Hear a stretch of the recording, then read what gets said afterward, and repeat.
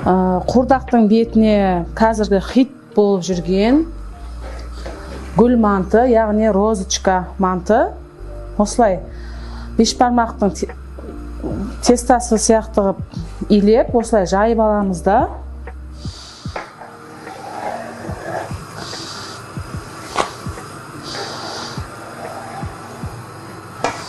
Осындай қалыңдықта кесіп аламыз.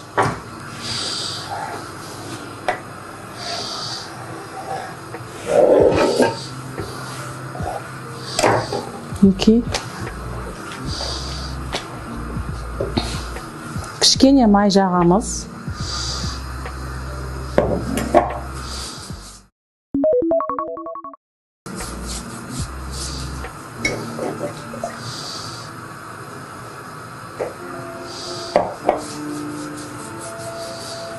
Осылай шеті жабысқанмас үшін май жағып аламыз.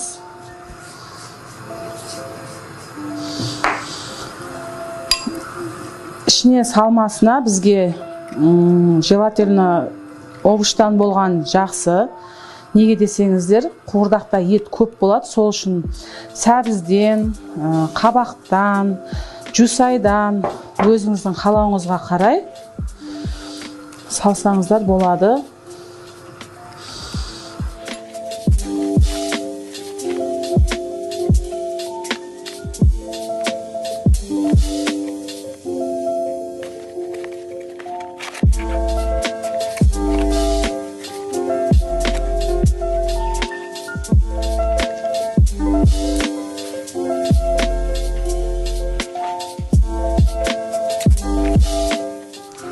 Осындай розочкаларымызды қазанға қайнап тұрған суға салып 30 минутқа пісіріп аламыз.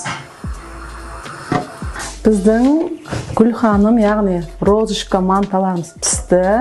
Қуырдағымыздың бетіне әдемілеп қоя берсек болады. Біз сәбіз және укроп салдық.